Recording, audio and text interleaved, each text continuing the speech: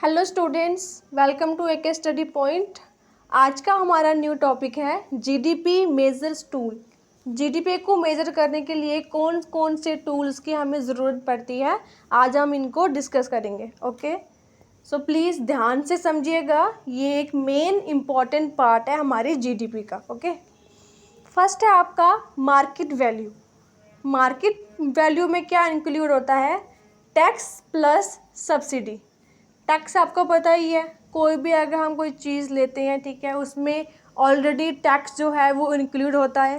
ठीक है, आपने पीछे पढ़ा भी होगा पैकेज के बाहर कि इतना टैक्स इंक्लूड है।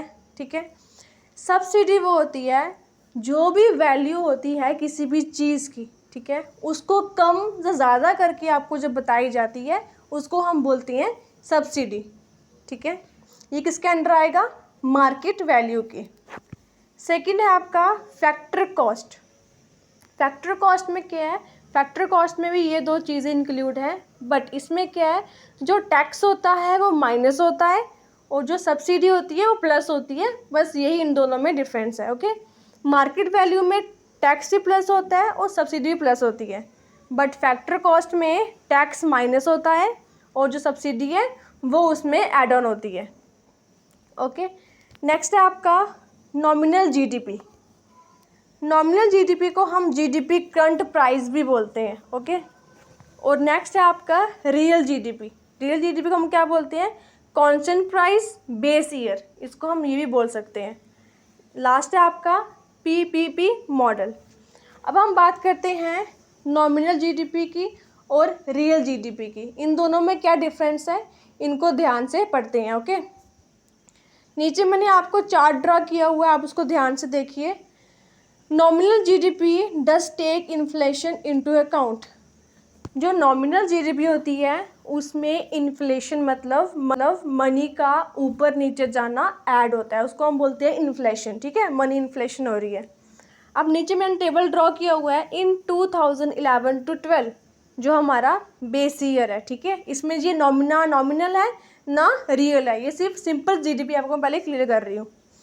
अब देखो, जी वाले कॉलम में आ गया हमारा गुड्स। हमने सपोज किया हमें बस गुड बना मैन्युफैक्चर किया हमने ए और बी। ठीक है, दो गुड हमने मैन्युफैक्चर किए, उनका नाम दे दिया हमने ए बी। ठीक है, जो उनकी क्वालिटी है वो 100 है। ठीक है, कितनी क्वालिटी है उनकी, मतलब ए ने 100 गुड्स प्रोड्यूस किए और बी ने कितने किए, 200 गुड्स प्रोड्यूस किए। ठीक है, प्राइस उनको दे दिया हमने, जो एक गुड्स है उसकी वैल्यू है 20 रुपये, कंपनी ए ने जो मैन्युफैक्चर किए हैं।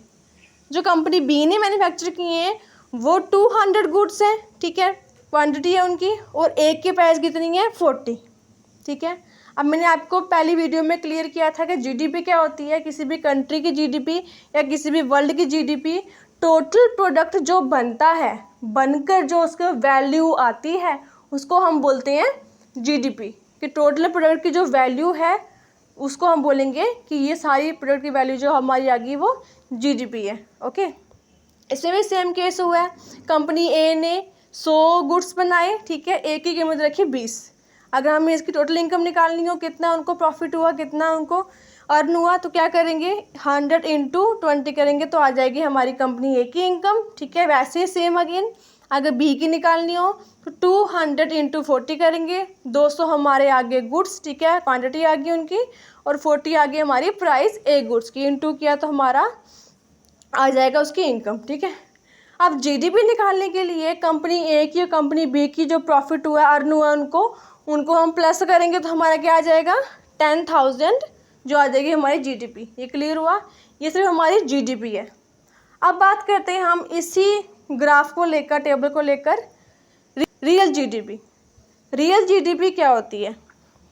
अब मैंने उसके आगे टेबल ड्रॉ किया हुआ है इन 2020 to 2021। ओके, वही सेम ए और बी कंपनी गुड्स। ठीक है, क्वांटिटी आ गई आपकी 400 और 800। अब इसमें क्या किया मैंने, इनकी क्वांटिटी थोड़ी बढ़ा दी है। ठीक है, ए की मैंने ले लिए गुड्स की क्वांटिटी 400 गुड्स प्रोड्यूस की हैं और बी की ले लिया हमने 800 गुड्स प्रोड्यूस किए। अब उनकी क्वांटिटी प्राइस मैंने सेम रखा है। ओके, वहाँ पे भी सेम था प्राइस, यहाँ भी सेम रखा है, बट इसमें क्या मैंने जो क्वांटिटी है वो थोड़ी बढ़ा दी है। प्राइस वही सेम 2040। अब इनको हम इंटू करेंगे तो आ जाएगा हमारा कंपनी ए की इनकम और कंपनी बी की इनकम को अगर प्लस करेंगे तो हमारी आ जाएगी रियल इनकम। क्या आ गई हमारी 40,000। ओके, अब इसमें क्या हम करना है, अगला नेक्स्ट ग्राफ जो है हमारा वो आ गया नॉमिनल जीडीपी का। वही सेम ईयर लिया 2021, ठीक है। गुड्स भी ए बी जो हैं कंपनी के, अब इसमें क्वांटिटी क्या है, सेम है, 400 है, 800 है, ठीक है।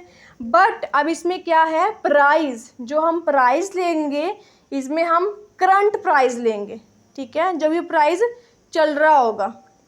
आपको पता है इस साल जो चीज़ है वो नेक्स्ट साल जो आएगी तो उसका जो अमाउंट है बढ़ जाएगा, ठीक है। आज कोई चीज़ अगर 20 की है तो नेक्स्ट ईयर वो 40 की हो जाएगी, 50 की हो जाएगी। ऑब्वियसली है जो अभी करंट में जो अमाउंट है वो नेक्स्ट ईयर में या उसके नेक्स्ट ईयर में उसका प्राइस ऑब्वियसली हाई होगा, इंक्रीज होगा। ओके, ये तो सबको पता है।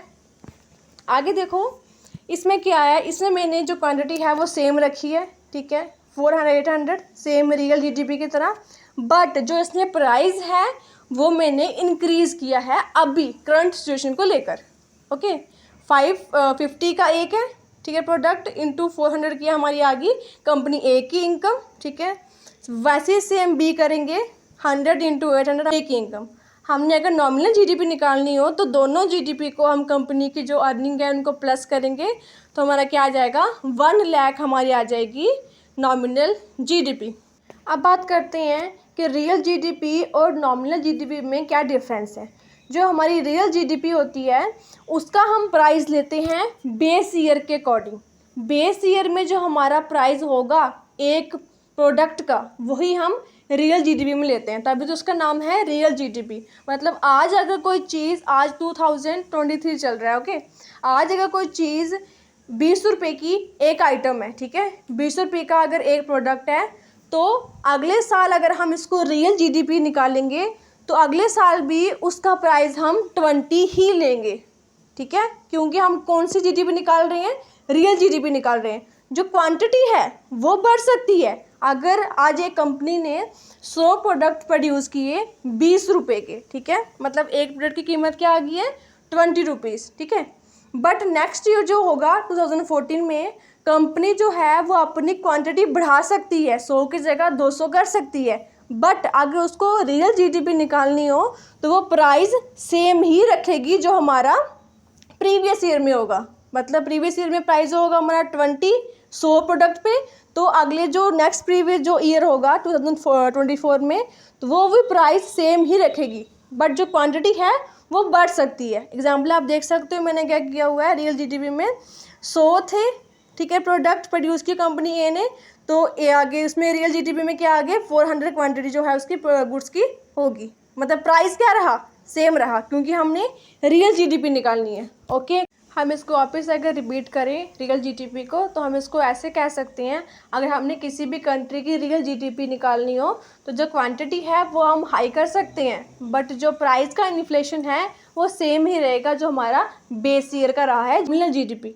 अब नॉमिनल जीडीपी में क्या लेंगे हम, कंपनी ए ने प्रोड्यूस किए गुड्स 400, ठीक है, और प्राइस कौन सा लेंगे हम, प्राइस हम लेंगे जो हमारा करंट ईयर में जो प्राइस चल रहा होगा। मतलब करंट ईयर कौन सा, ये 2023 है। अब जो हमारा प्रीवियस ईयर गया है उसके अकॉर्डिंग हमारा करंट ईयर का प्राइस है वो जो हाई होगा।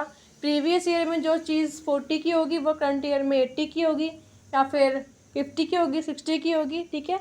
प्राइस हमने नॉमिनल जीडीपी निकालने के लिए करंट ईयर का ही लेना है। ओके, कंपनी ए ने प्रोड्यूस किए 400 गुड्स, कितने की रखी एक की प्राइस 50, ठीक है, पर प्राइस।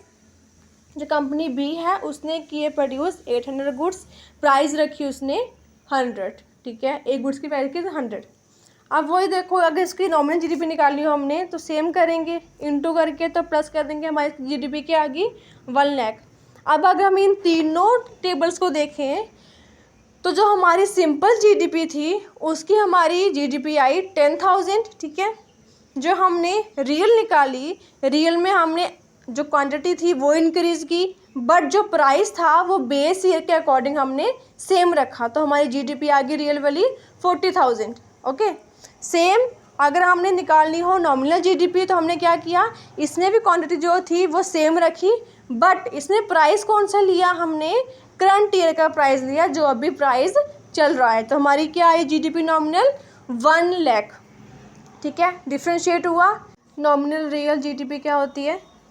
नेक्स्ट, रियल जीडीपी में इन्फ्लेशन इंक्लूड नहीं होता। ठीक है, इन्फ्लेशन मतलब मनी का अप डाउन होना प्राइस का, ओके, बट जो क्वांटिटी है वो इंक्रीज हो जाती है, हो सकती है। ओके, नॉमिनल में क्या होगा, आपकी क्वांटिटी भी इंक्रीज होगी प्लस जो आपका इन्फ्लेशन है, ठीक है, प्राइस है, वो भी इंक्रीज होगा। ओके, रियल में हम लेंगे प्राइस बेस ईयर वाला, बट जो नॉमिनल में हम जो प्राइस लेते हैं वो हम लेते हैं करंट ईयर भी चल रहा होता है।